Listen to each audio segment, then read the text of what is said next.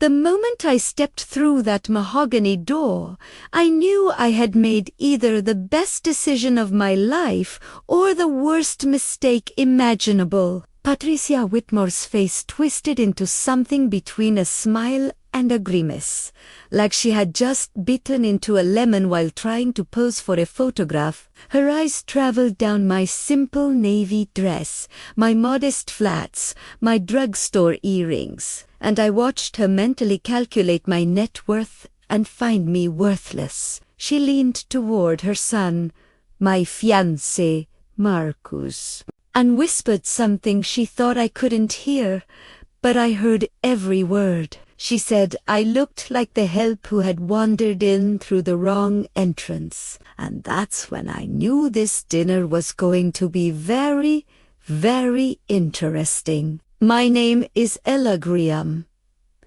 I'm 32 years old, and I have a confession to make. For the past 14 months, I've been keeping a secret from the man I was supposed to marry. Not a small secret, like eating the last slice of pizza and blaming it on the dog.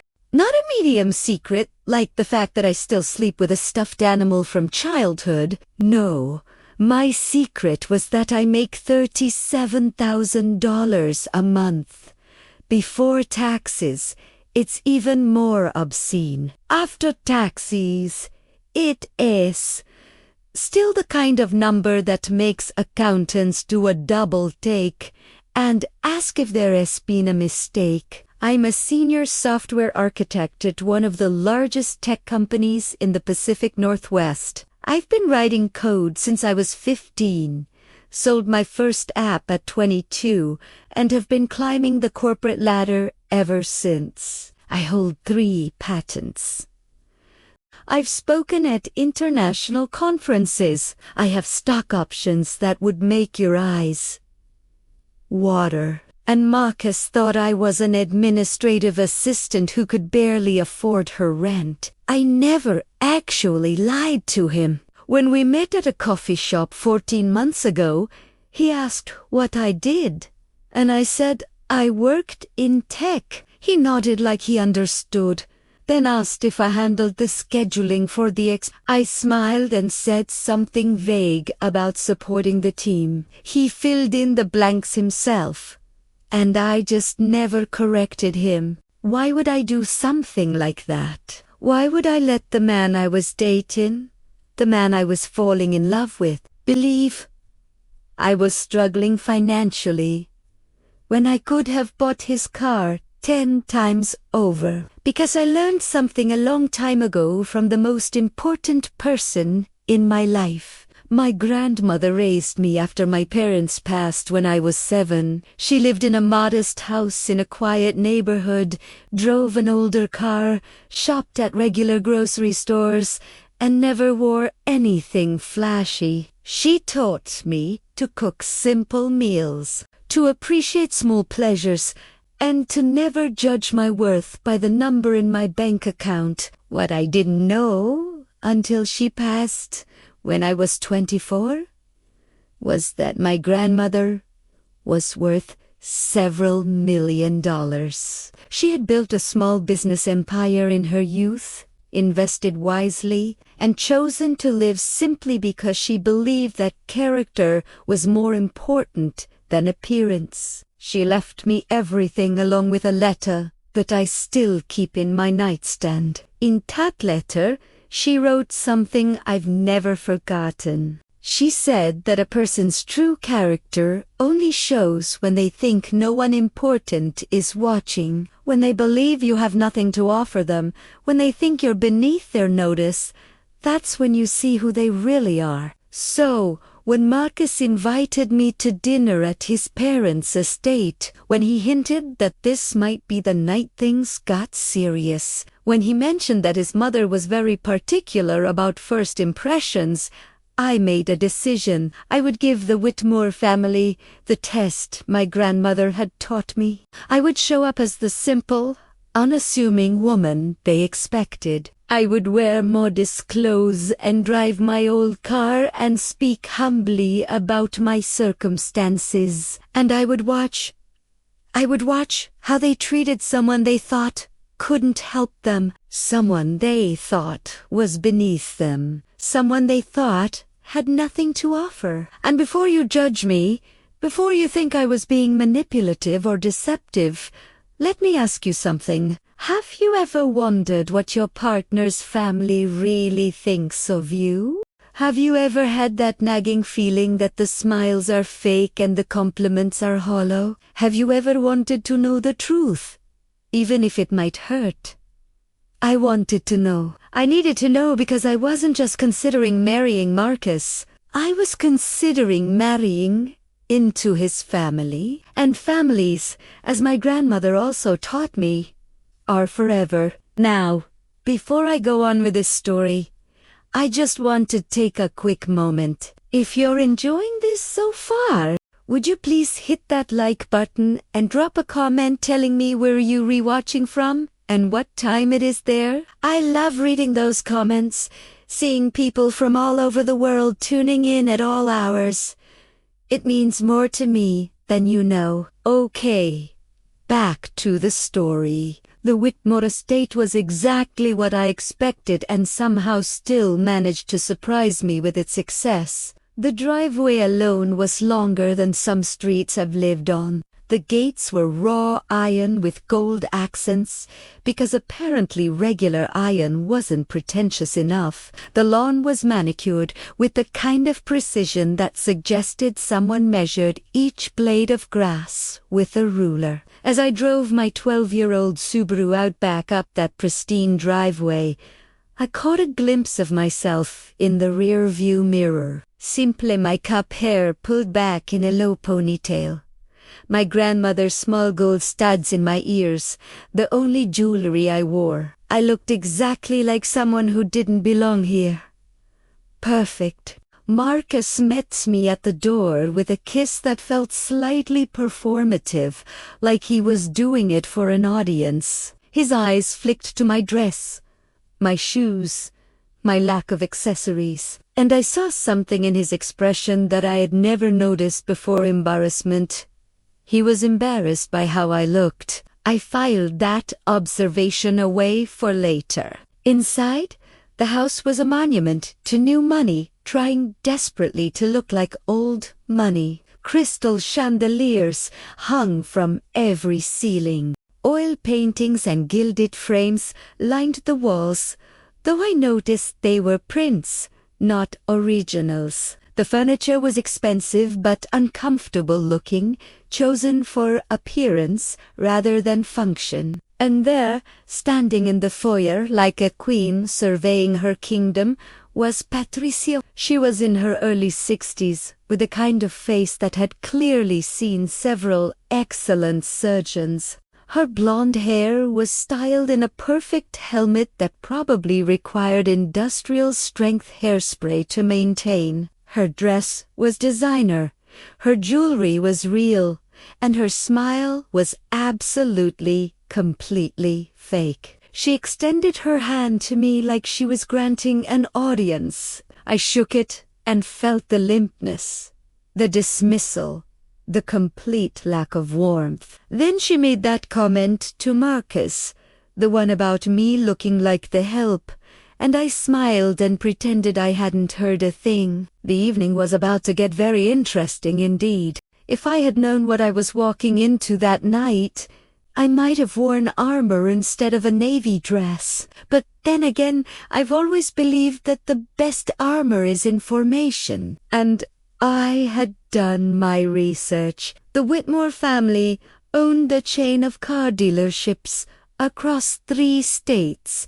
Not the flashy luxury brands you see in movies, but respectable mid-range vehicles that appealed to regular families. Marcus' father, Harold, had inherited the business from his own father and had spent the last 30 years expanding it. Patricia had married into the family at 23 and had immediately set about climbing the social ladder with the determination of a woman who knew exactly what she wanted. They had 2 children. Marcus, my fiancé, was 34, and worked as a marketing manager at a company that had nothing to do with the family business. This was apparently a sore point with Harold, who had expected his son to take over the dealerships.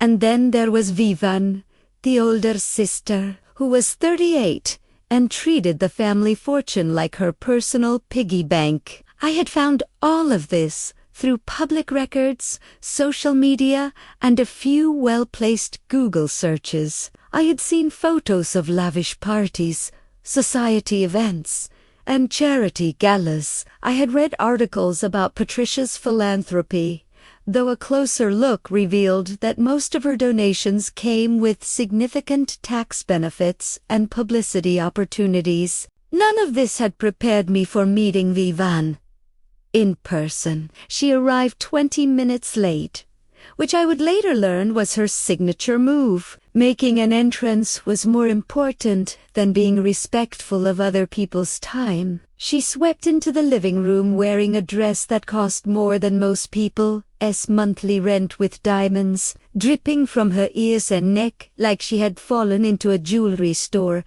and come out covered in merchandise. Her greeting to me was a single word delivered with the warmth of a frozen fish. Hello? Not? Hello? Nice to meet you. Not hello. Marcus has told us so much about you. Just hello, with a slight curl of the lip that suggested she had smelled something unpleasant. I smiled and said hello back. She turned to her mother and began a conversation that pointedly excluded me, discussing some charity event and whether the florist had been fired yet for last month's debacle. I stood there holding the glass of water I had been offered, feeling about as welcome as a vegetarian at a steakhouse. Marcus hovered nearby, looking uncomfortable, but saying nothing. That was the second observation I filed away. Harold Whitmore was a different creature altogether. He was a large man, the kind who had probably been athletic in his youth, but had since surrendered to the comforts of wealth. He shook my hand with a grip that was meant to be impressive, but just felt tired. His eyes were shrewd, though, and I noticed him watching me with something that might have been curiosity. There was another guest at this dinner, someone I hadn't expected, an older gentleman named Richard Hartley, who was introduced as an old family friend and business associate. He was in his late 60s with silver hair and sharp eyes that seemed to miss nothing. When he shook my hand, his gaze lingered on my face with a flicker of recognition that confused me. Did I know him? Had we met somewhere before? I couldn't place him, and he didn't say anything. But throughout the evening, I would catch him staring at me with that same puzzled expression. Patricia led us into the dining room, which was decorated like someone had been given an unlimited budget and zero taste. The table was long enough to host a royal banquet. The chairs were upholstered in what I assumed was real silk, and the place settings included more forks than I had ever seen outside of a restaurant supply store. I counted them. There were 6 forks at each place setting, 6 for a single meal. I've seen surgeries performed with fewer instruments. Patricia noticed me looking at the silverware and smiled, that frozen smile of hers. She said she supposed I wasn't accustomed to formal dining, her voice dripping with false sympathy. I said that my grandmother always taught me that it's not the forks that matter, but the company you share the meal with. Patricia's smile tightened almost Vivian snorted into her wine glass, and dinner began. The first course was some kind of soup that I couldn't identify, but that probably cost more per bowl than my weekly grocery budget. Patricia used this time to begin what I would later think of as the interrogation. She asked where I had grown up. I said a small town in Oregon, which was true. She asked about my family. I said my grandmother had raised me, which was also true. She asked what my parents did. I said they had passed when I was young. Patricia made a sound that was supposed to be sympathetic, but came out sounding like a drain unclogging. She said how difficult that must have been growing up without proper guidance. I said my grandmother provided all the guidance I ever needed. Vivian leaned forward, her diamonds catching the light from the chandelier overhead. She asked what my grandmother had done for a living. I said she had been a businesswoman. Vivian's eyebrows rose slightly. She asked, "What kind of business?" I said, "Small ventures." Nothing too exciting. The truth, of course, was that my grandmother had built a company that she eventually sold for several $1,000,000. But that wasn't the kind of truth that would serve my purpose tonight. Patricia moved on to the next topic. She asked about my current job. I said I worked in tech. She asked if I was a secretary. I said I was more of a support role. Patricia nodded knowingly, as if this confirmed everything she had already decided about me. She said, "That was nice. That every team needed support staff." Marcus shifted uncomfortably in his chair, but still said nothing. And that's when Vivian decided to bring up Alexandra. Alexandra. The name dropped into the conversation like a stone into still water, sending ripples across the table. Vivian said the name so casually, as if she were mentioning the weather or the quality of the soup. She said she had run into Alexandra last week, that she was doing wonderfully, that her family's business was thriving. I watched Marcus's face carefully. Something flickered there, quickly hidden. Guilt, nervousness. It was gone before I could identify it. Patricia picked up the thread with the enthusiasm of someone who had been waiting for this opportunity. She said Alexandra had always been such a lovely girl, so accomplished, so well suited to their family's lifestyle. She had been Marcus' girlfriend for 3 years. Did I know that? I said I didn't. Patricia smiled. She said it was such a shame when they had parted ways. Everyone had expected them to end up together. Alexandra's family owned an import company that dealt in luxury vehicles, which would have been such a perfect match for the Whitmore dealerships. The implication was clear. Alexandra had been the right choice. I was not. I looked around the dining room and noticed for the first time that there were photographs on the wall behind me. I turned slightly in my chair and saw a gallery of family moments, Christmases, birthdays, graduations, and in at least 4 of those photographs, a beautiful dark-haired woman stood next to Marcus, her arm linked through his, her smile radiant. Alexandra. Patricia followed my gaze and said nothing, but her satisfaction was almost palpable. Vivian twisted the knife a little deeper. She said Alexandra was still single. Actually, such a surprise that no one had snatched her up yet, almost like she was waiting for something or someone. I turned back to the table and smiled. I said she sounded like a remarkable woman. This was clearly not the response Vivian had expected. She blinked momentarily, thrown off. Balance? Patricia recovered first. She said yes.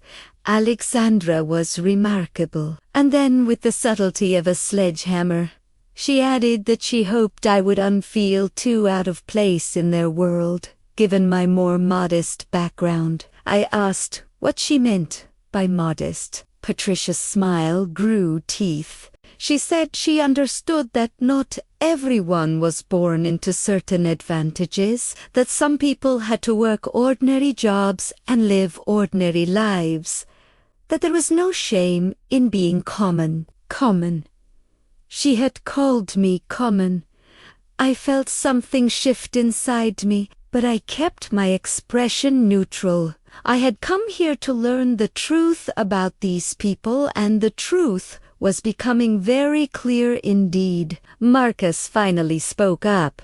He said his mother didn't mean anything by that she was just being protective of him. Patricia patted his hand and said, "Of course, she was protective. A mother always wants the best for her son." The unspoken conclusion hung in the air like smoke.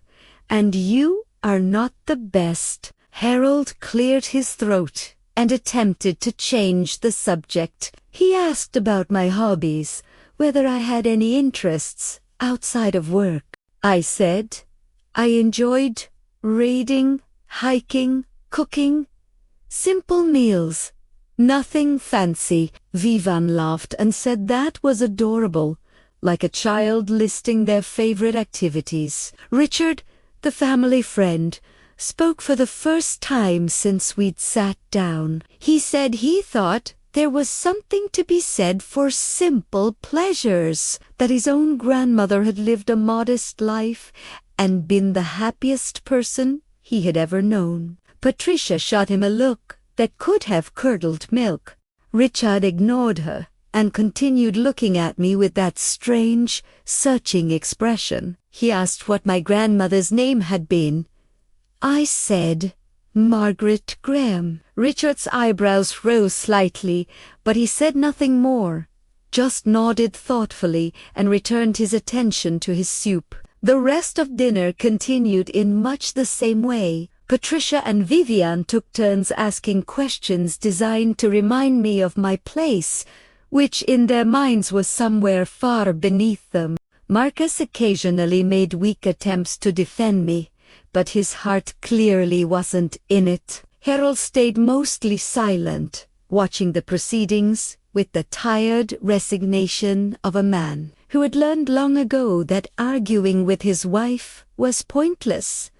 And through it all, Richard watched me. By the time dessert arrived, I had learned everything I needed to know about the Whitmore family. They were snobs of the highest order, the kind who measured human worth in dollars and social connections. They saw me as an obstacle to be removed, a problem to be solved, a mistake Marcus had made that needed correcting. But I had also learned something else, something I hadn't expected. Marcus was not the man I had thought he was. The Marcus I had fallen in love with was kind and attentive, and seemed genuinely interested in me as a person. But this Marcus, the one who sat at his mother's table and let her tear me apart without a word of real protest, was someone different, someone weaker, someone who cared more about his family's approval than about defending the woman he claimed to love.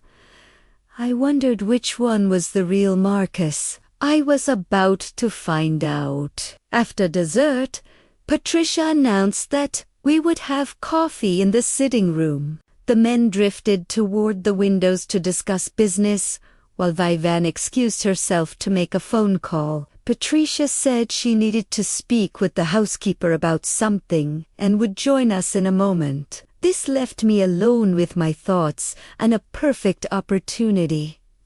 I excused myself to find the bathroom. Marcus pointed me toward the back of the house, down a long hallway lined with more pretentious artwork. I walked slowly, taking in the details. The house was impressive from a purely financial standpoint, but it felt cold, empty, like a museum that no one actually lived in. The bathroom was easy to find, but I wasn't really looking for it. What I was looking for was information, understanding, some clue that would help me make sense of the evening. I found something much better. As I walked past a partially open door, I heard voices. Patricia's voice and Vivian's.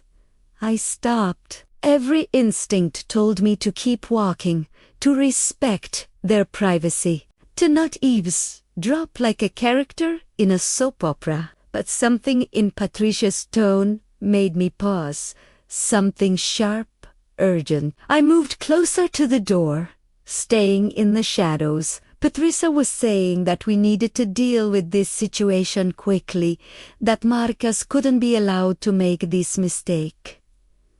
Vivian agreed. She said she couldn't believe he had actually brought her here, that she had thought this was just a phase, like his vegetarian period in college. Patricia said this was more serious than a diet. This woman could ruin everything.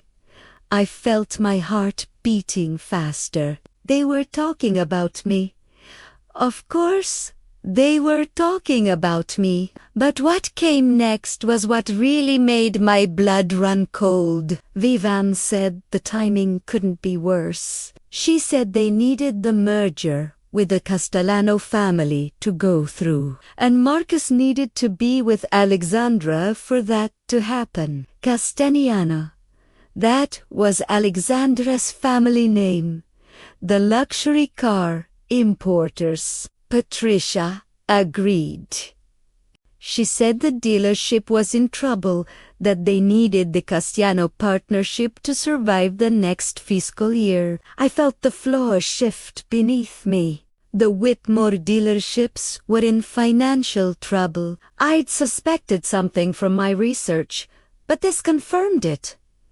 Vivian continued. She said Marcus was supposed to keep Alexandra interested while they worked out the details. That was the plan. Alexandra's family would invest in the dealerships, and in return, they would get access to the Whitmore distribution network. Patricia said Marcus had assured her that he was keeping his options open with Alexandra. Options open. While he was proposing to me, I leaned against the wall. My mind raced. This wasn't just snobbery. This wasn't just a family who didn't like their son's girlfriend. This was calculated, strategic. Marcus wasn't just a weak man who couldn't stand up to his mother.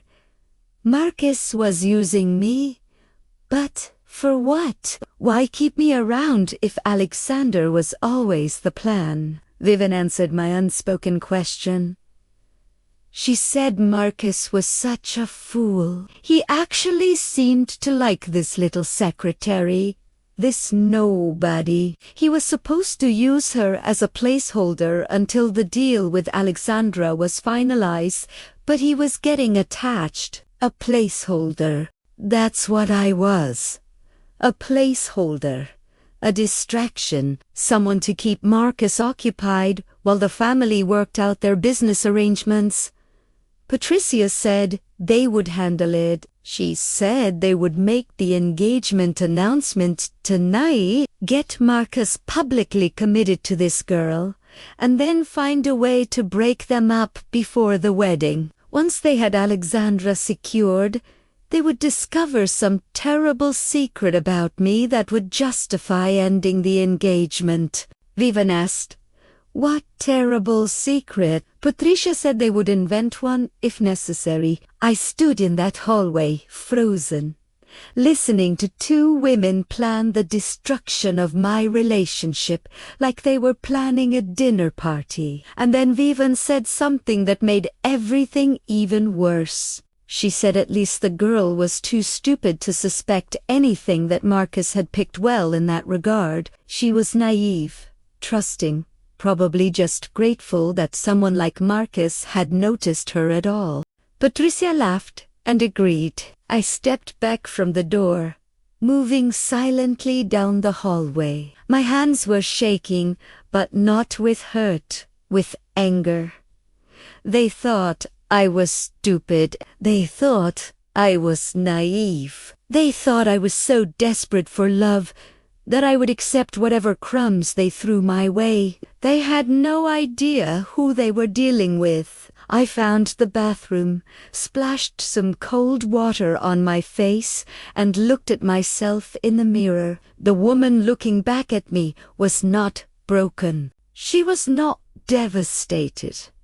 She was thinking. I had come here tonight to test Marcus's family, and they had failed spectacularly. But the test had revealed something I hadn't expected. Marcus himself was part of the problem. He wasn't just caught between me and his family. He was actively deceiving me. The question now was what to do about it. I could confront him. I could walk out there right now and tell everyone exactly what I had heard. I could create a scene, expose their plans, and leave this house forever. But that would be too easy, too quick. They would dismiss me as emotional, dramatic, bitter. They would tell themselves that I was just proving their point about me. If I was going to respond to this betrayal, I would do it my way on my terms, with a plan that they would never see coming. My grandmother had taught me many things, but one lesson stood above all others. She said that when someone underestimates you, they have given you a gift. The gift of surprise. Patricia and Vivian had just given me the greatest gift of all. They had no idea what I was capable of. I fixed my makeup, smoothed my hair, and walked back to the sitting room with a smile on my face. The game was just beginning. When I returned to the sitting room, something had changed. The furniture had been rearranged slightly, the lighting adjusted. Patricia was standing by the fireplace with a look of barely concealed anticipation. Harold had positioned himself near the doorway, looking uncomfortable. Vivian was pretending to examine a painting, but I caught her glancing at Marcus with a smirk, and Marcus was standing in the center of the room, looking nervous. Too nervous. He turned when I entered, and his face broke into what was supposed to be a loving smile. He walked toward me, took my hands in his, and said he wanted to ask me something. I felt the trap closing around me. Marcus said that he knew we had been together very long, and that his family could be a little overwhelming at first. But he said he knew what he wanted. He said he wanted me, and then he got down on one knee. The ring he produced was large and flashy. Exactly the kind of thing Patricia would approve of. It was also, I noticed, immediately of questionable quality. The diamond was cloudy, the setting uneven. It was the kind of ring that looked impressive in dim lighting, but would reveal its flaws in the harsh light of day. Much like the man holding it, Marcus asked me to marry him. Behind him, Patricia was beaming. This was clearly the plan. The first step in their strategy. Get Marcus publicly committed to me, then find a way to dispose of me later. In the meantime, they would use the engagement to keep Alexandra waiting, dangling the promise of Marcus while they worked out their business arrangements. I understood all of this in the space of a heartbeat. I also understood that I had a choice to make. I could say no. I could reject this proposal from a man who was using me in front of a family who despised me. I could walk out with my dignity intact and never see any of them again. But that would end the story too soon. I thought about what I had heard in the hallway. I thought about their plans to invent some scandal about me. I thought about how they saw me as stupid, naive, disposable. And I thought about how satisfying it would be to show them exactly how wrong they were so Primera Saidies. Marcus slipped the ring on my finger and Patricia began clapping like she was at a theater performance. Vivian offered her congratulations with all the warmth of a January morning in Alaska. Harold shook Marcus' hand and told him he had done well. Richard caught my eye from across the room. There was something in his expression, something knowing, like he suspected that this story had a few more chapters to go. I smiled at him and he smiled back. The rest of the evening passed in a blur of champagne and false congratulations. Patricia talked about engagement party planning. Vivian discussed the venues. Harold mentioned business opportunities that might arise from the union of our families. Though he stumbled over this, clearly unsure what my family could possibly bring to the table, Marcus stayed close to me, playing the role of devoted fiancé with surprising conviction. If I hadn't heard what his mother and sister had said, I might have believed it, but I had heard, and I would never forget. When the evening finally ended, Marcus walked me to my car. The night air was cold and clear, and for a moment we just stood there in the driveway looking at each other. He asked if I was okay. He said he knew his family could be a lot, but he promised they would warm up to me eventually. I said I understood. I said I was just tired. He kissed me goodnight, and I drove away from the Whitmore estate with his ring on my finger and a plan forming in my mind. The next morning, I started my research. If there's one thing my job has taught me, it's the power of information, data, documentation. I spend my days analyzing systems, finding weaknesses, optimizing solutions. I was about to apply those same skills to the Whitmore family, and what I found over the next few days confirmed everything I had heard, and then some. The Whitmore dealerships were indeed in financial trouble. Not just a rough patch, but serious structural problems. They had expanded too quickly during the boom years, taken on too much debt, and now the bills were coming due. Their main franchise agreement was up for renewal, and the manufacturer was looking at other options. The partnership with Alexandra's family wasn't just strategic, it was desperate. But that wasn't all. As I dug deeper, I found something else. Something that the Whitters probably thought was hidden forever. Vivian had been embezzling from the family business. The amounts were small at first, hidden in expense reports and petty cash accounts, but over the years they had added up.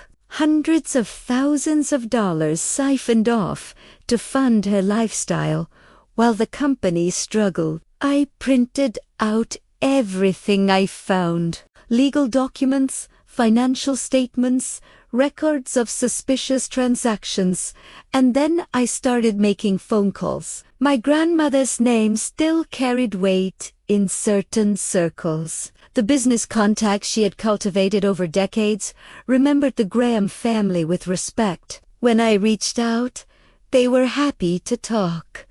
One of those contacts happened to know Richard Hartley, and Richard, it turned out, had his own history with the Whitmore family. They had cheated him on a business deal years ago. Nothing illegal, just unethical enough to leave a bitter taste. He had been waiting for an opportunity to even the score. I was about to give him that opportunity. Before we continue, I just want to say something from my heart. This channel means so much to me, and every single like, every comment, every subscription helps more than you know. If you're enjoying this story, would you please take just 2 seconds to hit that subscribe button?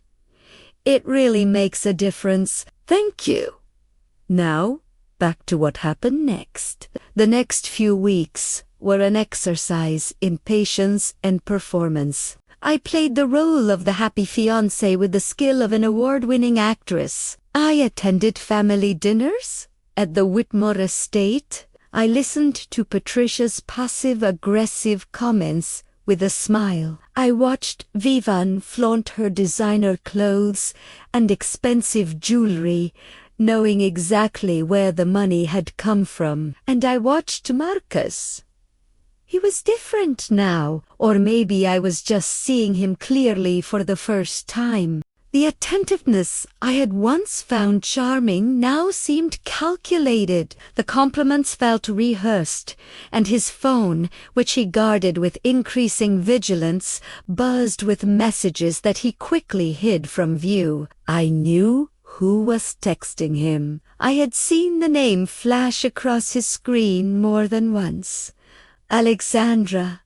One evening, I told Marcus I was working late. Instead, I parked near the restaurant where he was supposed to be meeting a client. He wasn't meeting a client. He was meeting her. I watched through the window as they sat together at a corner table, their heads close together, their body language unmistakably intimate. At one point, he took her hand across the table. At another, she laughed at something he said and touched his face. I took photographs, not because I needed evidence for any legal purpose, but because I wanted to remember this moment. I wanted to remember exactly who Marcus Whitmore really was. He wasn't just weak. He wasn't just a mama's boy. He was a liar and a cheat, actively maintaining 2 relationships while his family orchestrated the outcome from behind the scenes. The rage I felt in that moment was white-hot and purifying, but I didn't act on it. Not yet. Instead, I went home and added the photographs to my growing file. Richard and I had been meeting regularly, always in secret. He had his own documentation of the Whitmore's questionable business practices. He knew people who had been hurt by their dealings over the years. He was more than willing to help bring them down, but he asked me why. He said he understood his own motivations, but he wanted to know mine. Was this just about revenge, or was it something more? I thought about his question for a long time before I answered. I said it wasn't about revenge. It was about truth. I said the Whitser had spent their lives using their money and position to manipulate people. They treated anyone they deemed beneath them as disposable. They were raising Marcus to be the same way, and they would keep doing it to others long after I was gone. I said someone needed to show them that their money couldn't protect them from consequences. Richard nodded slowly. He said my grandmother would be proud. That was the moment I knew I had made the right choice. The engagement party was set for 3 weeks later. The Whitmores were hosting it at their estate, inviting everyone who mattered in the business community. Patricia was treating it like a coronation, an opportunity to show off her perfect family to the world. She had no idea what was coming. I spent those 3 weeks preparing. I coordinated with Richard.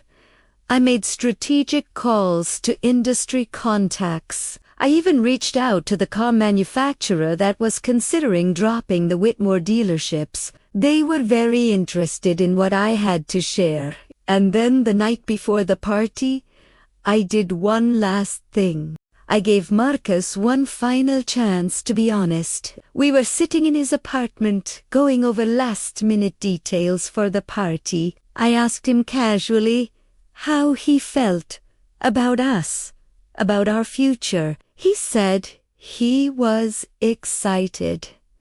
He said he couldn't wait to marry me. I asked if there was anything he wanted to tell me, anything at all. He looked at me with those blue eyes that I had once found so charming. He said there was nothing. He said I was everything he had ever wanted. I asked about Alexandra.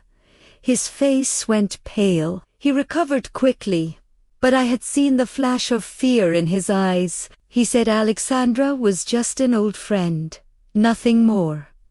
I nodded and said I understood, and in that moment, I did understand. I understood that Marcus would never tell me the truth. He would lie to my face for as long as it served his purposes. He was his mother's son, through and through. The next evening, I put on a dress from my real closet, not the modest navy number I had worn to that first dinner. This was designer, elegant, worth more than everything Patricia was wearing combined. I looked at myself in the mirror and smiled. It was time to show the Whitmore family exactly who they had underestimated. The Whitmore estate had been transformed for the engagement party. White tents dotted the manicured lawn. Crystal chandeliers hung from temporary structures, casting prismatic light across the gathering crowd. A string quartet played tasteful classical music near the fountain. Waiters in crisp uniforms circulated with champagne and hors that probably cost more per bite than some people's hourly wage. Patricia had outdone herself. This wasn't just a party. This was a statement. I pulled up in my usual Subaru, watching the valet's expressions as they tried to reconcile my modest vehicle with the parade of Mercedes and BMWs that had preceded me. One of them actually asked if I was with the catering company. I smiled and handed him my keys. The walk from the parking area to the main tent felt like a runway. With every step, I shed the persona I had been wearing for the past 3 weeks. The nervous girlfriend, the grateful fiancé, the simple woman who should be thankful for Patricia Whitmore's grudging acceptance. Tonight, I was Ella Graham, the real one. My dress was a deep emerald green, custom fitted by a designer whose name was whispered in fashion circles with reverence. My jewelry was understated, but unmistakable to anyone who knew quality. My grandmother's diamond pendant hung at my throat, a piece that had been appraised at more than most cars cost. My watch was a limited edition that only 50 people in the world owned. I had spent the past 14 months hiding who I was. Tonight, I would stop hiding. The first person to notice me was a woman I didn't recognize. Someone's wife or girlfriend standing near the entrance to the main tent. She looked at me, did a double take, and then whispered something to her companion. They both stared. I kept walking. The second person to notice was Harold Whit. He was greeting guests near the bar, performing his duties as host with the tired enthusiasm of a man who would rather be watching golf. When Isaume, his welcoming smile, froze in place. His eyes traveled from my face to my dress to my jewelry and back again, and I watched confusion replace his practiced hospitality. I said good evening and thanked him for hosting such a lovely party. He stammered something about being glad I could make it, his eyes still trying to solve the puzzle I presented. I moved on before he could ask any questions. The main tent was filled with perhaps 100 guests. A carefully curated collection of business associates, society figures, and family friends. I recognized some faces from my research. The regional manager from the car manufacturer, several competing dealership owners, a journalist from the local business publication, and their holding court near the champagne fountain was Patricia Whitmore. She was wearing a cream-colored gown that had probably cost a small fortune, though it was clearly off the rack despite her best efforts to suggest otherwise. Her jewelry was impressive by normal standards, but unremarkable by the standards of true wealth. She was laughing at something one of her guests had said, her head thrown back in that practiced way that suggested she had learned to fake amusement at finishing school. She hadn't seen me yet. I collected a glass of champagne from a passing waiter and made my way through the crowd, stopping to introduce myself to several guests along the way. Each interaction followed the same pattern: confusion at my appearance, surprise when I mentioned I was Marcus Fier, renewed confusion when my dress, my jewelry, my manner didn't match whatever they had been told about me. Word was spreading. I could see it in the whispers, the sidelong glances, the phones being subtly checked as people tried to figure out who I really was. Good. I finally reached Patricia's circle just as she was finishing a story about her recent charity work. She turned to greet the newcomer with her standard frozen smile, and then her face went through a remarkable transformation. First confusion, then recognition, then disbelief, then something that might have been fear. She said my name like a question. I said, "Good evening, Patricia," and thanked her for throwing such a beautiful party. Her eyes were moving rapidly, taking in every detail of my appearance. The dress that cost more than her monthly household budget, the pendant that had been featured in a jewelry magazine, the watch that she had probably never seen outside of an advertisement. She asked where I had gotten these things, her voice carefully controlled, but unable to hide the tremor beneath. I said they were just a few pieces I had been saving for a special occasion. Vivian appeared at her mother's side, summoned by some invisible distress signal. She looked at me and her expression went through the same journey Patricia's had. Confusion, recognition, disbelief. But Vivian recovered faster. She said the dress was interesting, her voice dripping with false sweetness. She asked if it was a rental.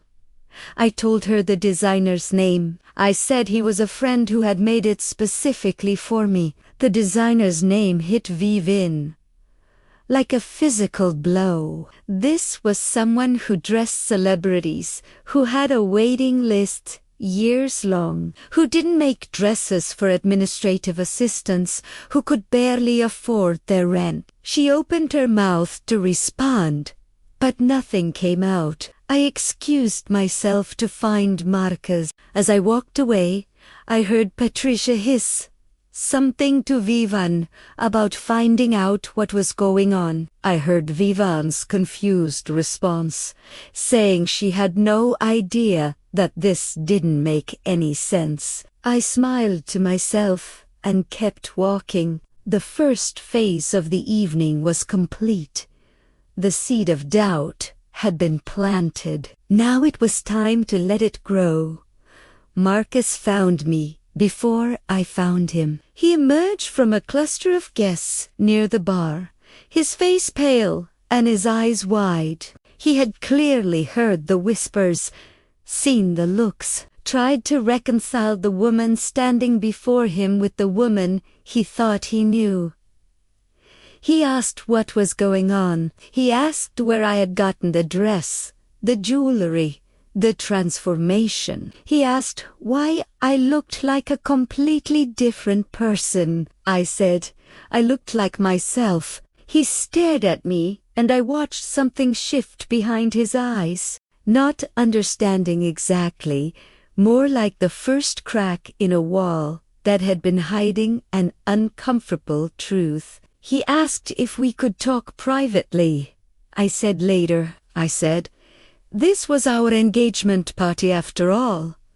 We had guests to attend to. Before he could protest, I took his arm and steered him toward a group of business associates. These were the men and women who ran the automotive industry in our region, the people whose opinions actually mattered to the Whitmore dealership survival. They had been watching my entrance with undisguised curiosity. I introduced myself properly this time. I gave my full name, Ella Graham, and mentioned my position at my company. I watched their expressions change as they recognized the company name, as they realized who I actually was. One of them, a silver-haired man who ran a competing dealership chain, said he had heard of me. He said his nephew worked in tech and had mentioned my name in connection with some innovative software solutions. I said that was very kind of him. Another guest, a woman who handled mergers and acquisitions for a major investment firm, asked if I was related to Margaret Graham. I said she was my grandmother. The woman's eyebrows rose. She said my grandmother had been a remarkable businesswoman, Said. The Graham name still carried significant weight in certain financial circles. I could feel Marcus tensing beside me. He had no idea what any of this meant. He'd never asked about my family beyond the most superficial questions. He had assumed poor meant unimportant, and he had never bothered to look deeper. Mistake? The evening continued, and with each conversation, the truth spread further. People were talking, checking their phones, confirming details. The narrative was shifting beneath the Whitmore's feet, and they didn't know how to stop it. Richard arrived about an hour into the party. He found me near the rose garden, momentarily alone, while Marcus was pulled away by his father for some urgent conversation. Richard said the manufacturer's representative was here. He said the man had been very interested in the documentation Richard had shared with him earlier in the week. I asked if he was ready. Richard said he had been ready for years. We talked for a few more minutes, finalizing the details of what would happen next. Then Richard melted back into the crowd and I returned to my role as the happy fiancé. Patricia found me next. She had regained some of her composure, though I could see the strain around her eyes. She pulled me aside with a grip that was stronger than necessary and demanded to know what I was doing. I asked what she meant.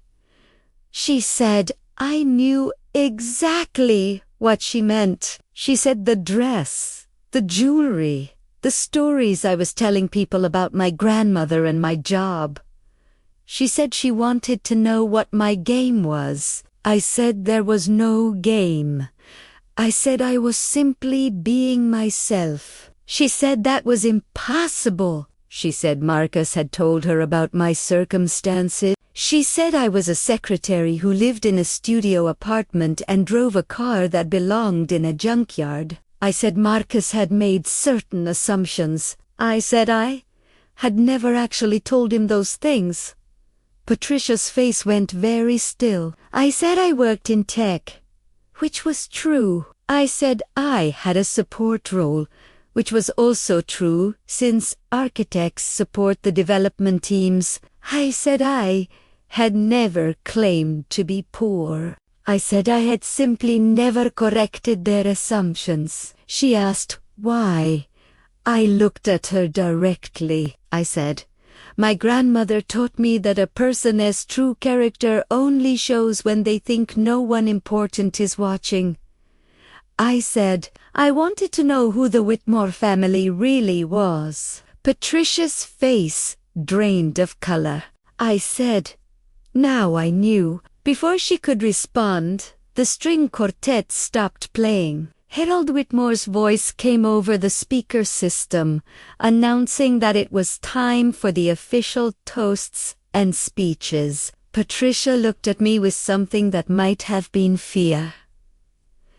I smiled and walked toward the stage. The main event was about to begin. The stage had been set up at the far end of the main tent, decorated with flowers and soft lighting that was probably meant to be romantic, but instead felt like a spotlight waiting for its moment. Harold stood at the microphone welcoming guests and thanking them for coming to celebrate this special occasion. He talked about family, about tradition, about the importance of strong partnerships in both business and life. His eyes kept darting to Patricia, who was making her way through the crowd toward the stage with the determination of a general approaching a battlefield. She reached the microphone just as Harold was finishing his remarks. She took over smoothly, her composure firmly back in place, her smile as frozen and perfect as ever. She said she was so pleased to welcome everyone to the celebration of her son's engagement.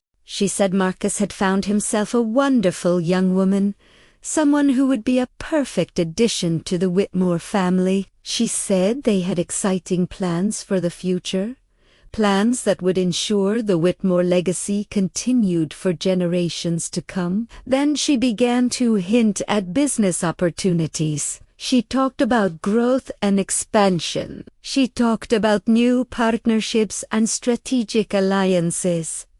She talked about the Whitmore dealerships entering an exciting new chapter. I watched the manufacturer's representative shift uncomfortably. I saw Richard catch his eye and nod almost impassibly.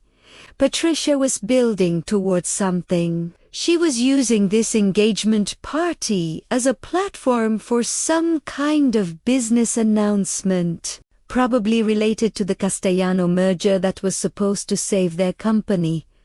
She called Marcus to the stage. He climbed the steps looking nervous, though he was trying to hide it behind his practiced smile. He stood beside his mother and looked out at the crowd, searching for me, his expression complicated. Patricia said there was one more person who should be on this stage. She said she wanted to welcome her future daughter-in-law, the woman who had captured her son's heart. She said my name, and the crowd turned to look at me. I set down my champagne glass and walked toward the stage. The tent was silent except for my footsteps.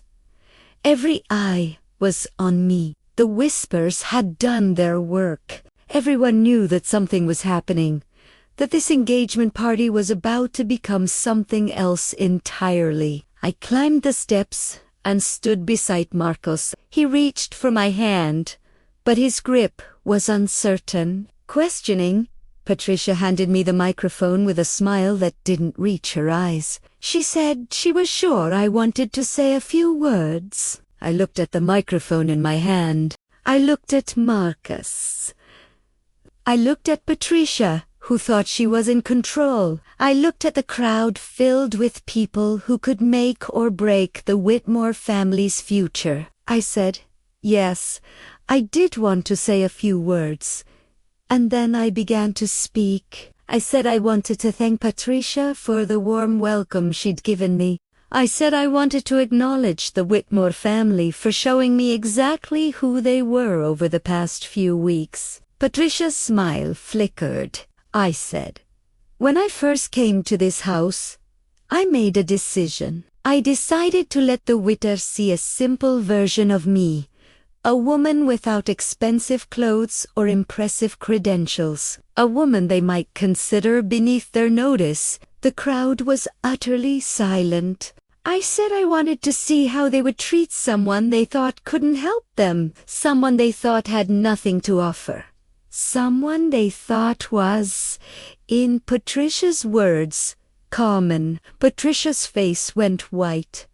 I said what I had found was illuminating. I described the dinner where I had been compared unfavorably to my fiancé's ex. I described the whispered insults Patricia thought I couldn't hear. I described being called the help, being called common, being called a gold digger by people who knew nothing about me. Marcus was staring at me now. his face a mask of horror, I said. And then I heard something I wasn't supposed to hear. I described the conversation in the study. I described Vivan and Patricia discussing how to remove me from Marcus's life. I described learning that I was just a placeholder, someone to keep Marcus occupied while the family arranged his real future with Alexandra.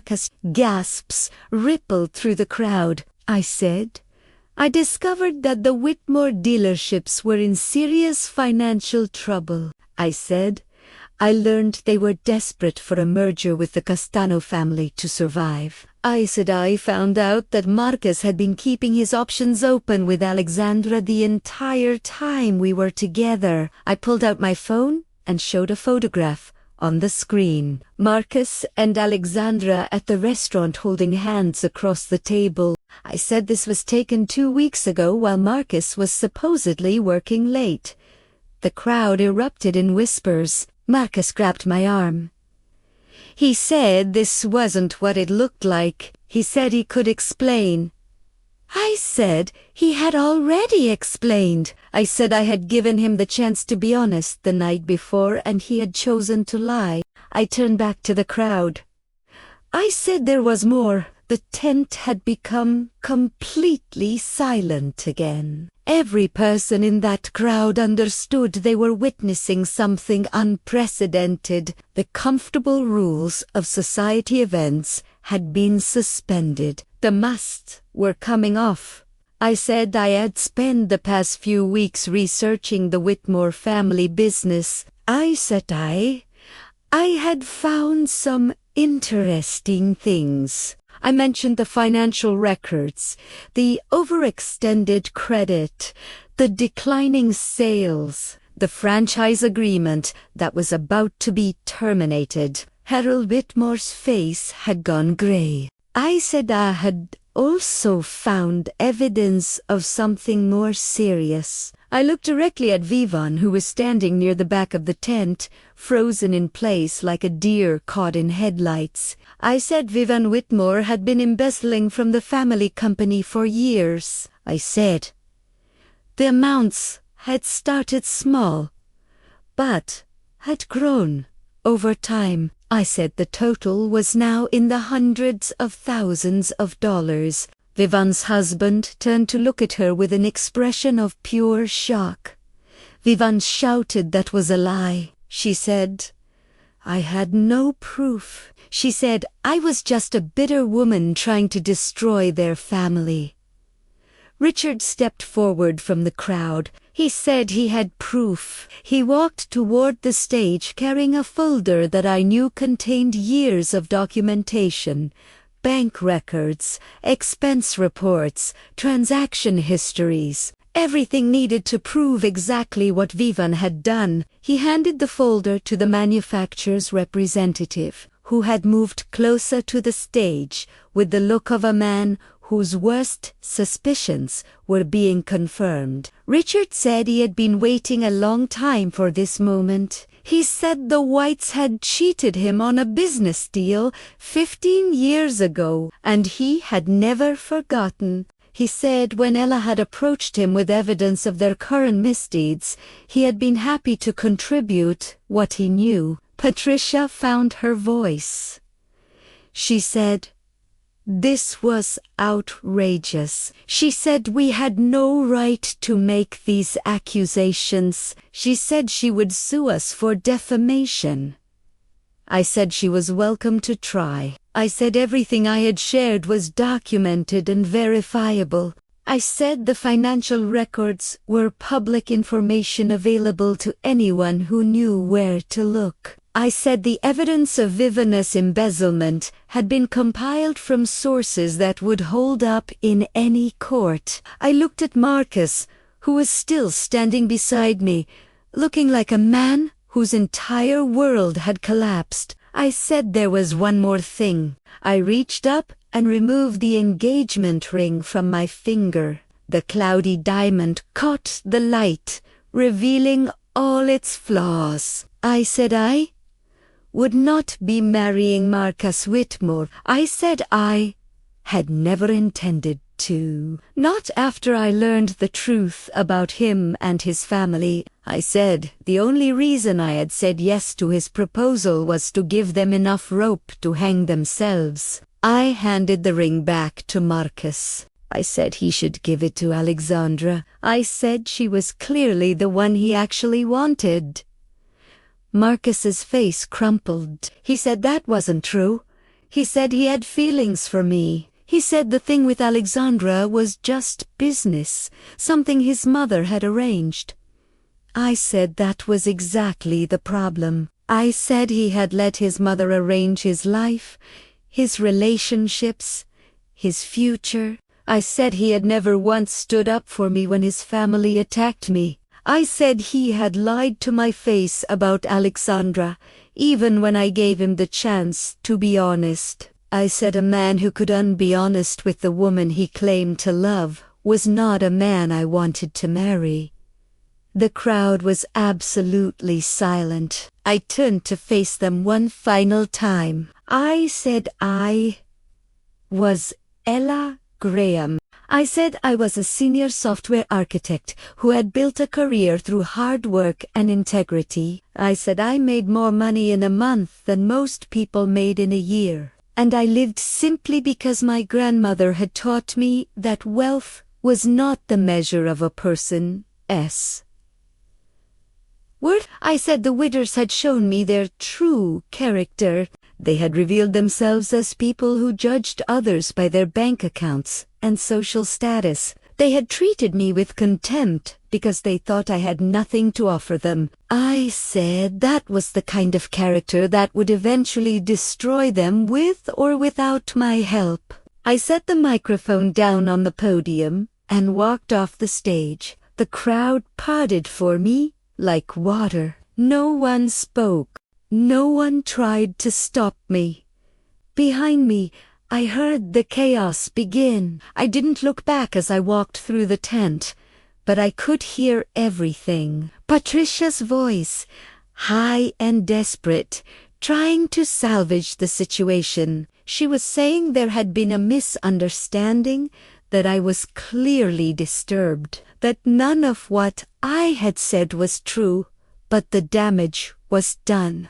I could hear the manufacturer's representative speaking into his phone, his voice clipped and professional. I could hear other guests murmuring, some already heading for the exits, wanting to distance themselves from the disaster unfolding before them. I reached the edge of the tent and paused. Vivian had cornered her husband near the bar, trying to explain, trying to justify. His expression was stone. He was looking at her like he had never seen her before, like the woman he had married had been replaced by a stranger wearing her face. Harold was slumped in a chair, his head in his hands, the patriarch of the Whitmore Empire, brought low by the exposure of secrets he had probably suspected but never wanted to acknowledge. And Marcus was standing alone on the stage, the rejected ring still clutched in his hand. He was looking at me with an expression I couldn't quite read. Anger, grief, regret. It didn't matter anymore. I walked out of the tent and into the cool night air. The stars were bright overhead, indifferent to the human drama playing out beneath them. I took a deep breath, filling my lungs with air that felt cleaner, somehow lighter. Richard found me by the fountain a few minutes later. He said it was done. He said the manufacturer had already made the call. The Whitmore dealerships would lose their franchise agreement by the end of the month.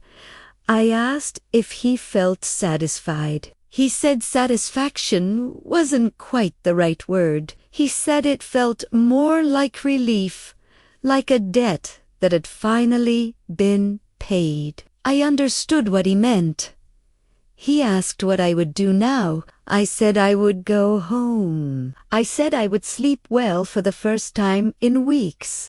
I said I would wake up tomorrow and continue building the life I had created for myself. The life that had nothing to do with Marcus Whitmore or his family. Reacher nodded. He said, "My grandmother would have been proud of me tonight." I felt tears prick at my eyes. Unexpected and unwelcome. I said, "I hope so." He handed me a business card. He said if I ever needed anything, primera sohulkal.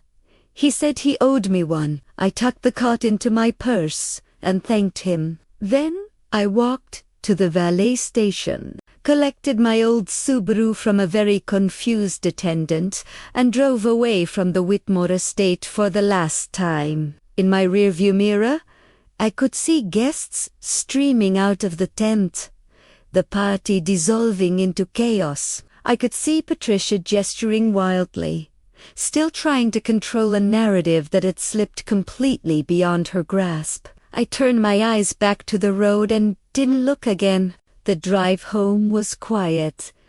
I didn't turn on the radio. I didn't call anyone. I just drove through the night, letting the miles put distance between me and everything that had happened. When I finally reached my modest apartment, I sat in the car for a long moment before going inside. I thought about Marcus, about the man I had believed he was and the man he had turned out to be.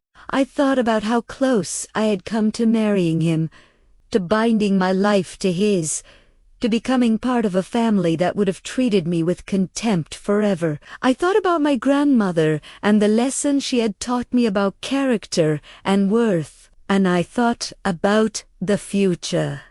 My future. The one I would build for myself on my own terms with people who valued me for who I was rather than what I could give them. I got out of the car and went inside.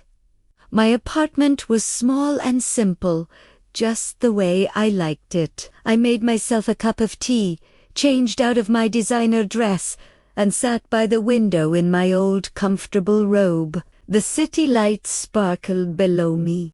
Thousands of lives playing out in thousands of windows. I was just one of them. Nothing special.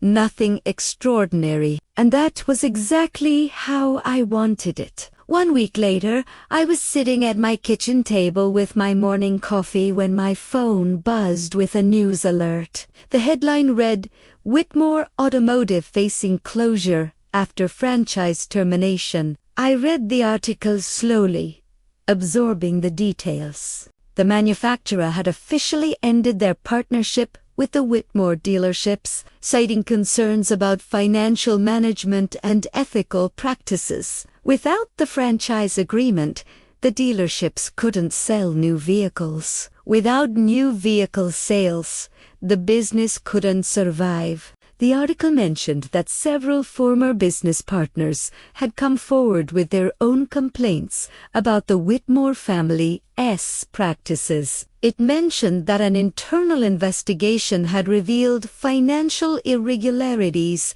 that were now being reviewed by authorities. It mentioned that Vivian Whitmore had been asked to step down from her position in the company pending further inquiry. It did not mention me. I had asked Richard to keep my name out of it, and he had honored that request. The story would be about the Whitmore's own misdeeds, not about the woman who had exposed them. I didn't want fame or recognition. I just wanted the truth to come out. And I finished my coffee and looked around my small kitchen. The same kitchen I had been sitting in a month ago when I had first driven to the Whitmore estate to meet Marcus's family. The same kitchen where I had made the decision to test them to see who they really were beneath their polished surface. So much had changed since then, and so much had stayed exactly the same. My phone buzzed again. This time it was a text from Marcus. He said he needed to see me. He said he could explain everything. He said he had made mistakes, but he still cared about me.